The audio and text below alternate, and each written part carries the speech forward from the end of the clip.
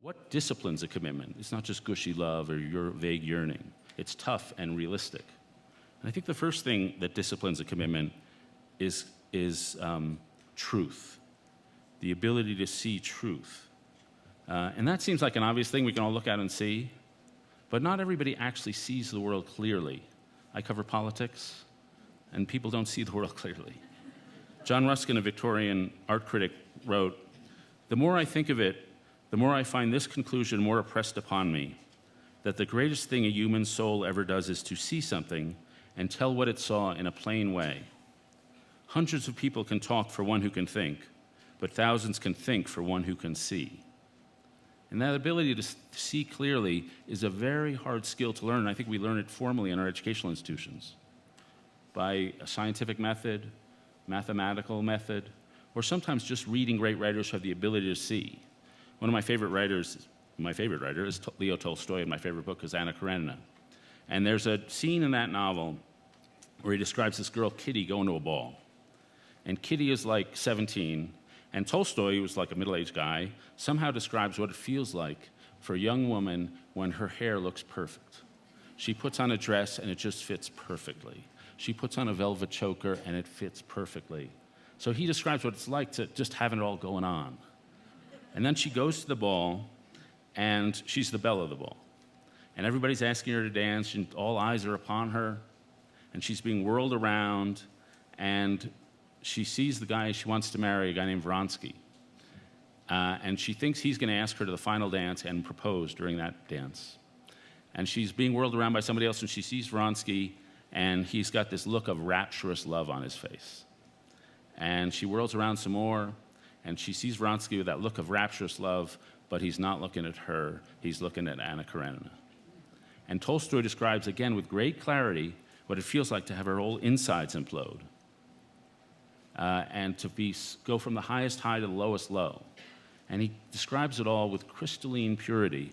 And he describes Vronsky, by the way, looking at Anna Karenina, a married woman, thinking, I can't help myself, this is going to kill me, I can't stop myself, I love her.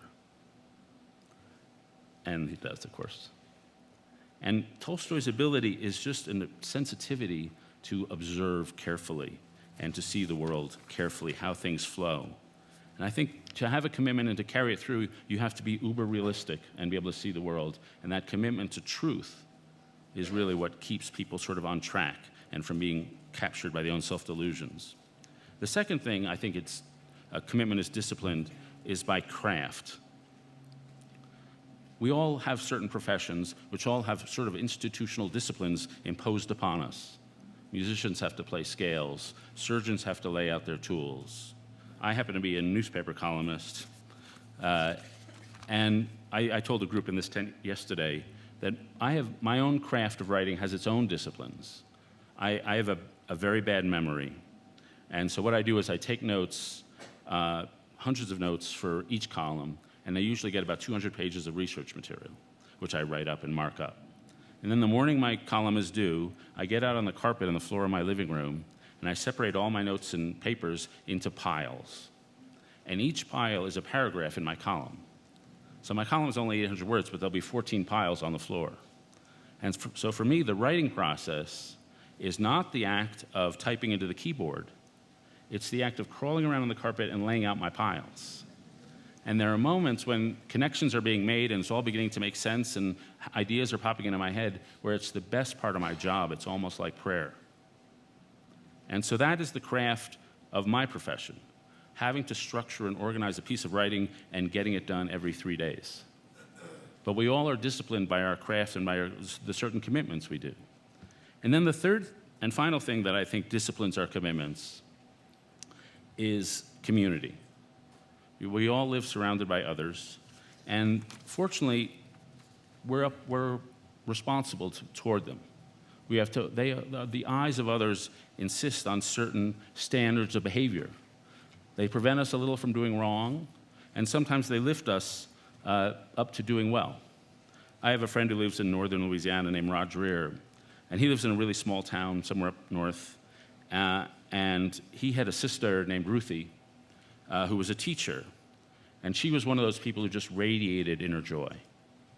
And unfortunately, Ruthie died when she was in her 40s, And though the town probably had like 600 people in it, something like 1,500 came out to her funeral. And she was a woman who hated to wear shoes. She would go barefoot all the time. And her husband was a fireman, and firemen carried her casket to the gravesite barefoot. And one of the things Ruthie did in service to her community was on Christmas Eve, she wanted the dead to be remembered. And so she'd go to the town cemetery, and on top of each gravestone, she would put a lit candle. And she happened to die just before Christmas, and Rod was sitting with his mom in their house, and he said on Christmas Eve to her, should we do what Ruthie used to do and put candles on the gravestones? And his mom said, in future years I think I could do that, but right now it's just too tough. It's just a little too tough. So they didn't do it, but they drove to another member of their family, and they drove across town, and they happened to pass the cemetery, and somebody else had put candles on every gravestone. And so that's an example of a community picking up itself. One member of the community passing something on, a standard of behavior.